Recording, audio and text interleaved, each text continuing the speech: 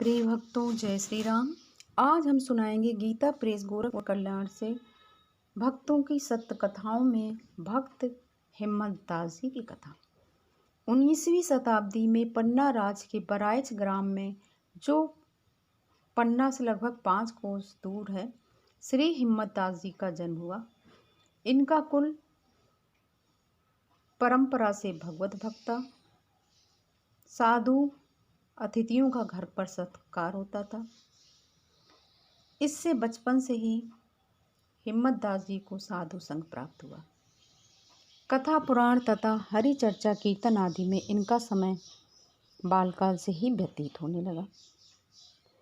भगवान की कृपा से इनको पति परायणा सुशीला पत्नी मिली थी। दयाराम नाम का एक पुत्र था। ये दयाराम जी श्री मद भागवत के अच्छे ज्ञाता हुए। हिम्मत दास जी को भगवान का गुण कीर्तन करने में विशेष आनंद आता था। झांझ बजाते हुए, कीर्तन करते हुए बेहल हो जाया करते थे। पन्ना के राज मंदिर में ये श्री युगल किशोर जी के दर्शन करने हुए नित्य पैदल झांझ बजाते हुए अपने ग्राम से आया करते थे। एक दिन जब ये कीर्तन करते, झांझ बजाते गांव से पन्ना जा रहे, एक बार जब हिम्मत दास जी अपने गांव से झांझ बजाते, कीर्तन करते हुए भगवान के दर्शन करने के लिए जा रहे थे, तब जंगल के मार्ग में इनको चोर मिल गए। चोरों ने कहा, बाबा जी चिल्ला क्यों रहे हो? हम लोग चोर हैं, तुम्हारे पास जो कुछ हो धर दो यहाँ। हिम्मत दास जी अपनी धुन में थे, इन्होंने कुछ सुना ही नहीं।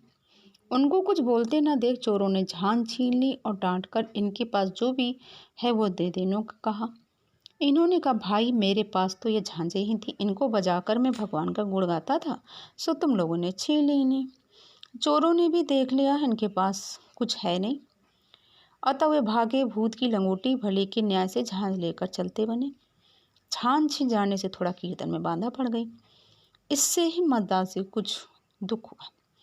उधर थोड़ी दूर जाते ही चोर चिल्ला कर बोलने लगे, हमारी आंखें अच्छी कर दो, हम अंधे हो गए हुए, अपने झांझ ले जाओ बाबा जी। झांझ मिलने की बात सुनकर प्रसन्नता से ये उनके पास दौड़ गए। इनका शब्द सुनते झांझ भूमि में डालकर चोर पैरों पर गिर पड़े। भगवान का स्मरण कर कर उन्होंने चोरों के नेत्रों पर हाथ फेरा। ये लोग फिर से देखने लगे। उनसे इन्होंने कहा, अब चोरी करना छोड़ दो, किसी को कभी सताना मत, भगवान का भजन करके जीवन को सफल बनाओ। इनके उपदेश से चोरों ने चोरी करनी छोड़ दी और वे भगवान के भजन में लग गए। सच्चे साधु के क्षण भर के संग से ऐसी ही अपूर्व महिमा। चोरों के मार्ग में मिलने से हिम्मत दास जी को पन्ना पहुंचने में रात हो गई।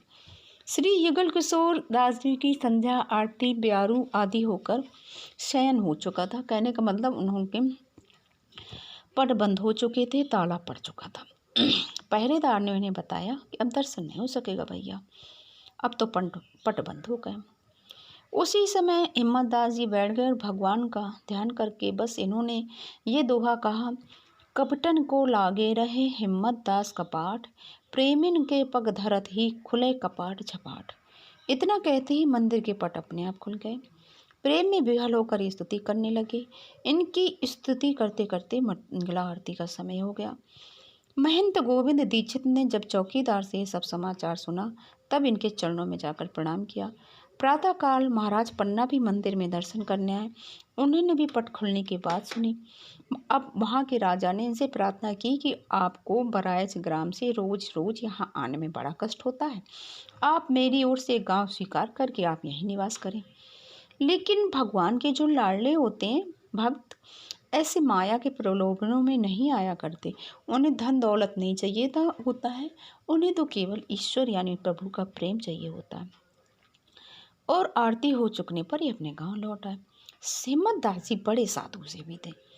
इधर से आने जाने वाले लोग इनके साधु जो होते थे इनके यहाँ ठहरा करते थे। एक बार इनके यहाँ साधुओं की बड़ी लंबी जमात आ गई। इनके पास, जैसा कि ये बहुत अतिथियों का सेवा भाव करते थे, तो इनके पास ज़्यादा पैसा टिकता नहीं था। बहुत सारा इन्होंने उसी गांव के दुकान से उधार ले रखा था।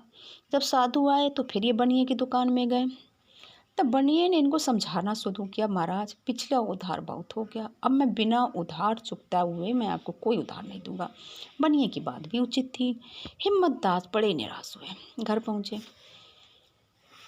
उसकी पतिव्रता पत्नी ने सब बातें सुनी और उसके सारे आभूषण तो पहले भी साधु सेवा में बिक चुके थे, अब केवल एक नथ बात की थी। पति को उदास देखकर उस साध्वी ने वे नथ देते हुए कहा, स्वामी इसे लेकर आप साधुओं का भोजन सामान ले आए। हिम्मत दास की पत्नी का एकमात्र आभूषण लेते संकोच तो हुआ, पर कोई दूसरा उपाय नहीं था। नथ लेकर हिम्मत दास बनिए के पास पहुंच गए। उसे गिरवी रखकर भोजन का सामान लाकर उन्होंने साधुओं को भोजन कराया। प्रातःकाल साधु विदा हो गए। साधुओं के चले जाने पर हिम्मतदास नदी किनारे स्नान करने चले गए। अब सुनिए, उधर भगवान उनका रूप धारण कर बनिए के पास पहुंचे और उससे रुपया लेकर नथ लौटाने को कहने लगे। बनिए ने हिसाब करके 350 रुपये मांगे। पूरा हिसाब चुकता करके नथ लिए भगवान हिम्मतदास के घर आए और बोले, ये नथ ले जाओ और पहन लो। स्त्री अपने रोज के नियमानुसार घर लीपने में लगी थी। उसने कहा, अभी तो आप लोटा धोती लेकर नदी किनारे गए थे, इतनी देर में नथ कहाँ से ले आए? मैं ठाकुर जी का चौका दे रही हूँ, उसे चबूतरे पर रख दो। भगवान ने कहा, स्वर्ण का गहना पृथ्वी पर नहीं रखा जाता, जल्दी आकर पहन लो। स्त्री ने पास आकर कहा, मेरे हाथ तो गोबर से सने हुए, तुम्हें पहना दो।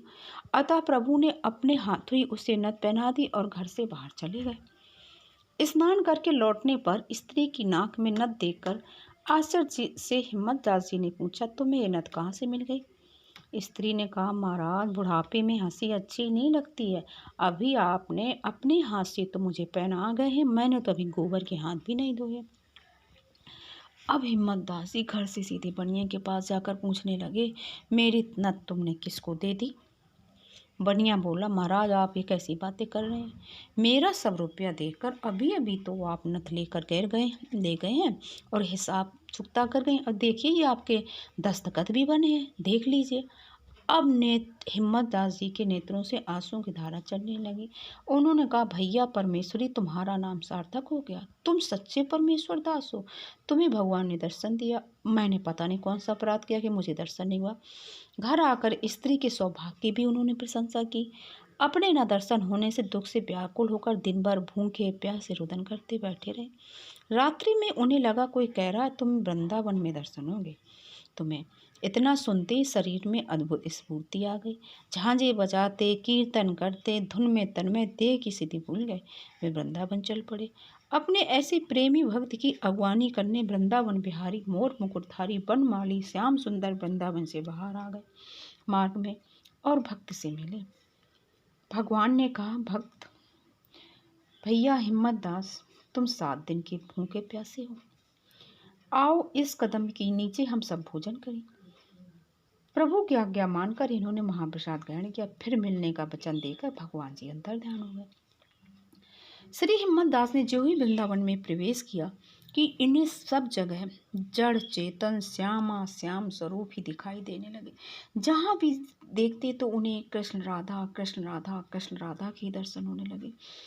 दूसरे दिन श्री यमुना जी के तट पर पहुंचे तो देखते हैं कि ब्रज के जीवन सर्वस्व रत्न के हितडोले पर रास रासोरी के साथ विराजमान है। आप तुरंत ही समीप पहुंचकर झूला झुलाने लगे। वृंदावन से आपने मथुरा की यात्रा की। ब्रज के समस्त पावन स्थलों पर जाकर उनके दर्शन किए। गोकुल पहुंचने पर श्याम सुंदर ने इन्हें अपने पार रूप का दर्शन दिया। ब्रज के पावन क्षेत्रों की यात्रा करके ये फिर घर लौट आए और जीवन पर्यंत श्री वृंदावन बिहारी के स्मरण भजन में लीन रहे। भक्तों बोलिए जय श्री कृष्णा। भक्तों, हम एक बार फिर से यहाँ ये कहना चाहेंगे कि ये सच्ची कथाएं, ऐसी कथाएं सुनने से पढ़ने से हमारे अंदर भक्ति आती है, प्रभु के प्रति विश्वास पैदा होता है और भाव भक्ति हृदय में जागृत होती है। मैं फिर से आप लोगों से विनम्र निवेदन करती हूँ कि आप ये वीडियो ज़्यादा से ज़्यादा लोगों को शेयर करें ताकि सभी लोग भगवान के भक्त बने और भगवान की भक्ति हम सभी को प्राप्त हो और हम सब लोगों का जीवन सुखमय शांतिमय बीते। यही हमारी प्रभु से कामना है। प्रिय भक्तों बोलिए जय श्री राधे। श्री कृष्णाय नमः। श्री कृष्ण गोविंद मोहन मुरारे। हे नाथ नारायण।